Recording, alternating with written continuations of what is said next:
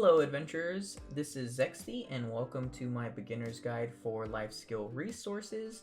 I'll be going over these rugged boulders, logs, wild grass, breath of creation, and breath of life. So I'll be showing you where you can get them, how to level up your skills, and then how you can be using these resources. So the basic way to get pretty much any of them is by gathering within the world. Normally, if you don't have these treasure items, which I would assume you don't if you're watching this, you'll have to run from location to location to continue gathering, but I just wanted to show that you can get wild grass by foraging, logs by logging, and then those rugged boulders by mining. So you can do that pretty much anywhere. And as you do this, your skill is also going to increase, which I'll show you kind of what happens whenever you do increase your skill. So here in your information, you can kind of see your life skill information. So for foraging, logging, and mining, the higher your level is, you'll obtain more of those items while you're gathering for them. So the higher your level, the more resources you'll get. So I highly encourage trying to level up those skills. And then where I actually leveled up my skills early on was Kazarka Shrine. So it will be in Serendia, and then it's at the bottom of the map. So all you'll really have to do is come to this map and then set it to gather, and you can gather all resources from here. This is a great way to get your skills to master level, and then once you get master level, you'll be able to get those master level resources and start working towards your treasure items. While you are doing these skills, I highly encourage putting on pets that have life skill experience.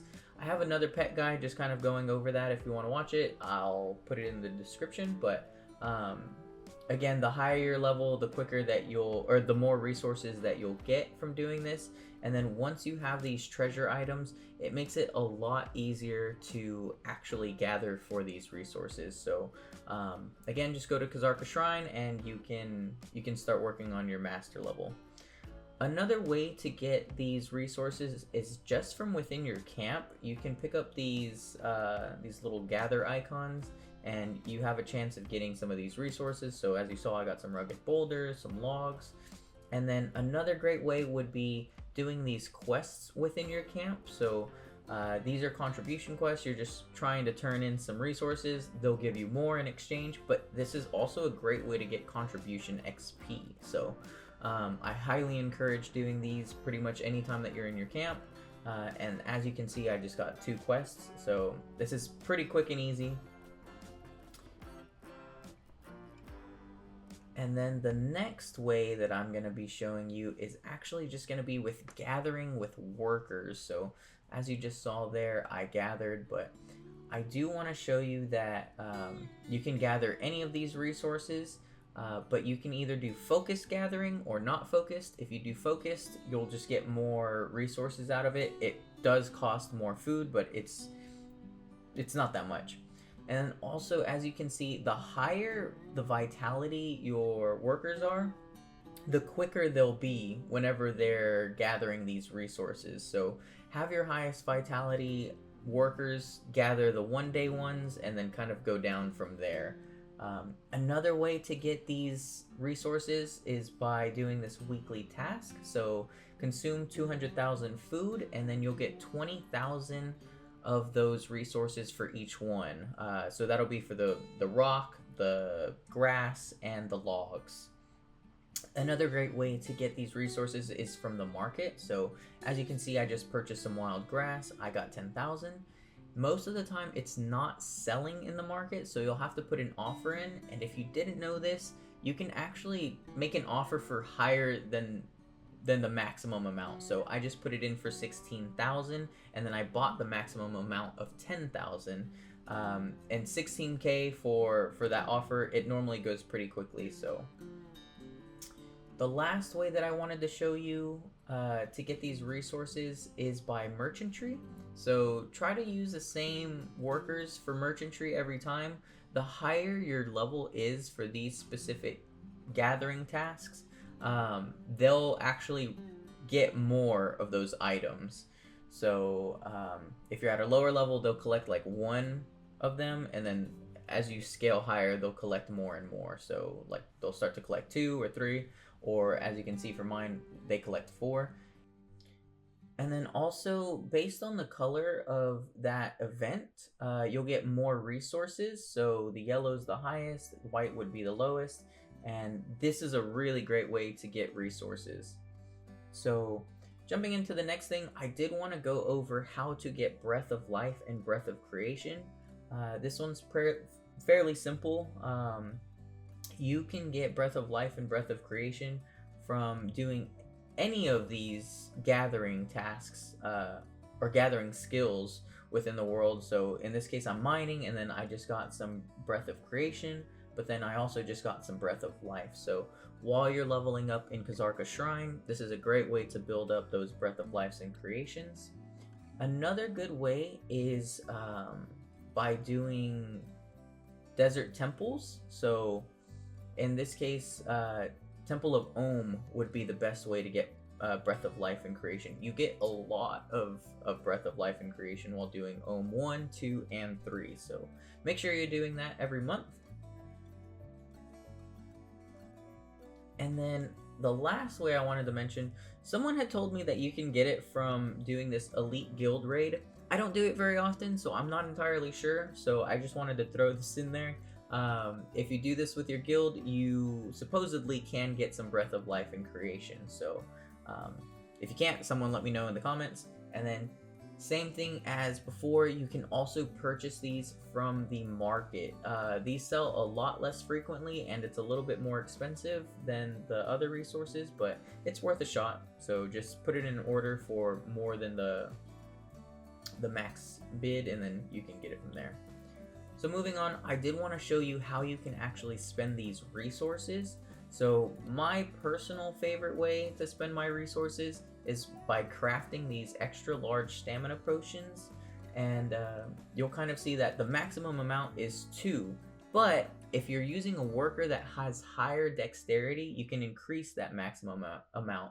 So in this case, my dexterity is 410, that's the max. And then I can craft 10 of these stamina potions. Another good item to craft while you're in here are the Jumbo HP potions.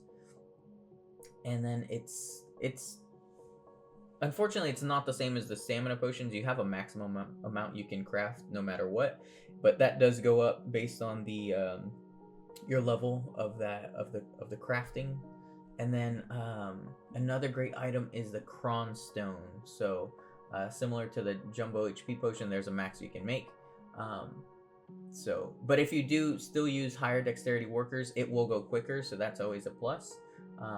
Crone stones you can use for dimensional crystals, Acrid crystals, primal rift totems. So this is a really good resource to make regardless. And then also for the Jumbo HP potion, you'll need 1,500 of them for a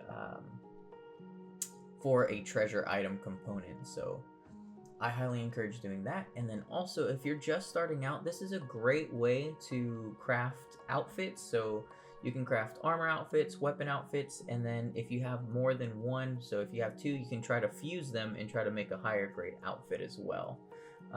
Similarly, using higher dexterity workers will make it go quicker, but that's the best way, in my opinion, to use your Breath of Life and Creation. So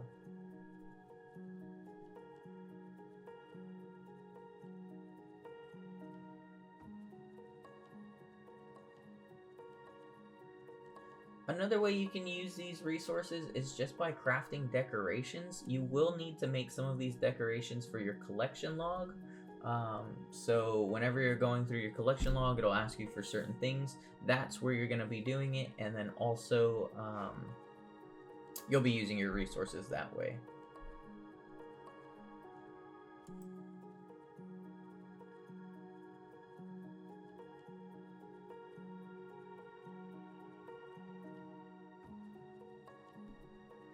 Another way you'll be using your resources is by actually building these buildings in your camp, and then also while you're upgrading them, you'll be using a lot of your resources as well. So upgrading it's gonna cost you a lot of resources on the way to the max level.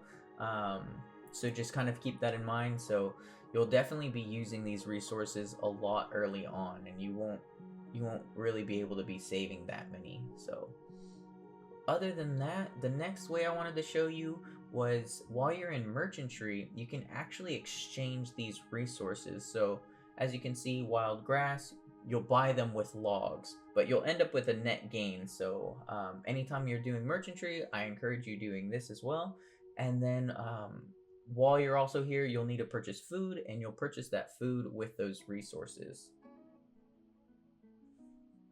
So the best things that you can actually exchange here would be the black pearls. And then other than that, I don't really buy much else other than swapping those resources. So make sure you have resources to buy those black pearls, because they do cost a decent amount of resources. The next thing that I did want to show you was how to use your resources within your guild.